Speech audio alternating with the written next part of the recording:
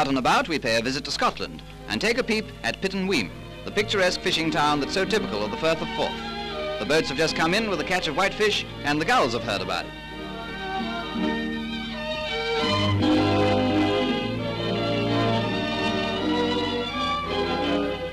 The fish is auctioned on the quayside, choice white fish that would grace the table of a king, and business this morning is fairly brisk.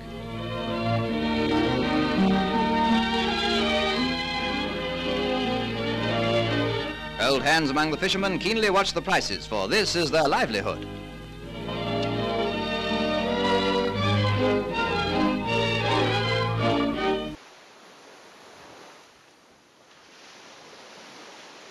In my day, it was fish to start with. So you left on a Sunday night, usually about tea time, and depending on the tide at Pitton, you sailed out the harbour, visitors all waving, thinking, oh, what a wonderful job. And then you disappeared over the horizon when the sun went down. But as soon as you were in the boat past the harbour, you went into fishing mode. That's just how it was, and you just thought, right, I'm here to make some money.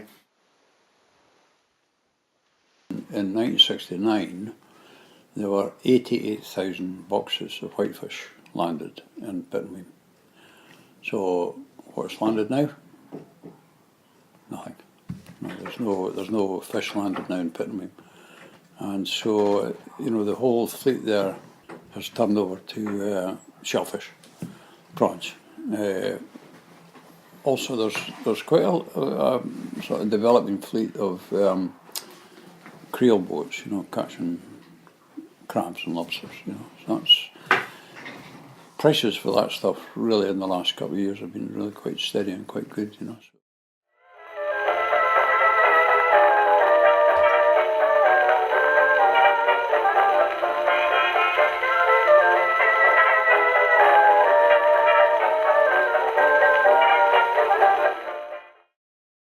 There used to be two boat builders in St Monans, Miller's, where my brother and I worked.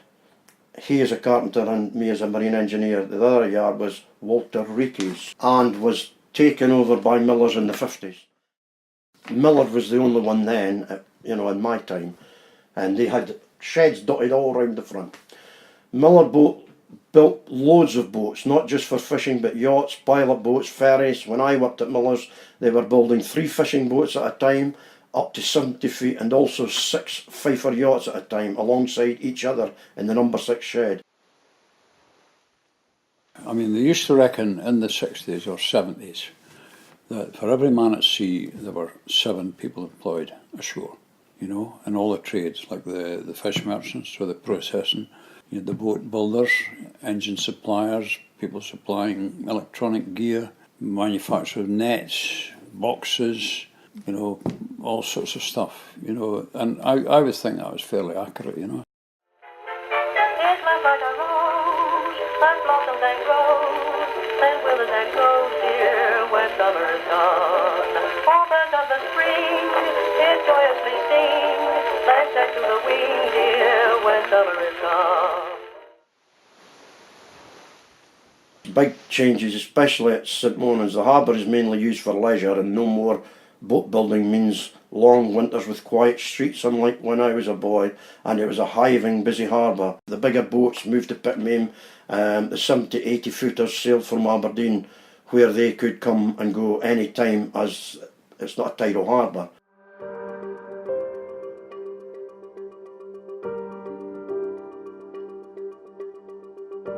I think we got a lot of support really locally, and it's just been a very receptive place for doing what we wanted to do from the start, really. And all we're doing is getting a building back in use on the harbour side, and then bringing people down here, because now it is attracting people and bringing people down to the village who probably wouldn't otherwise come because they'd go to the other villages along the coast.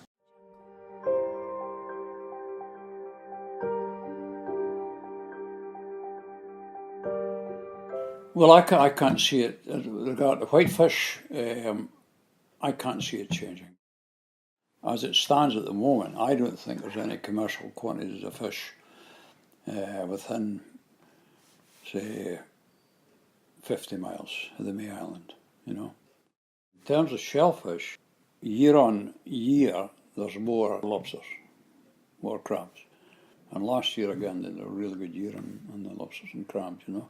There'll still be a living out there, I think. St Monans only has 2 or 3 full-time cruisers, a few part-time guys and mostly pleasure craft for sailing or cruising. St Monans is now a quaint tourist village with a lot of holiday homes, and if they like boats, a harbour on the doorstep. It's getting busier every year.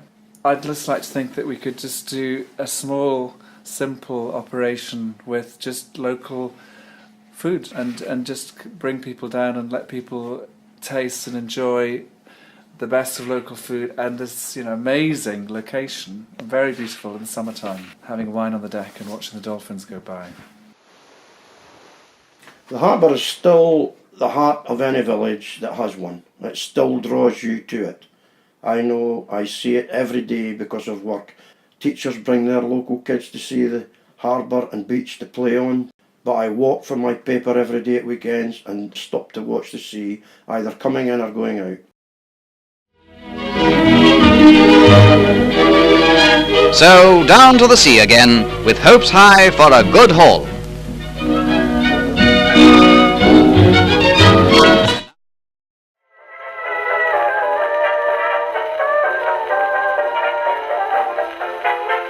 It's life like a rose, that blossoms and grows, then withers and goes, dear, when summer is gone. All birds of the spring, it joyously sing, like that to the wing, dear, when summer is gone.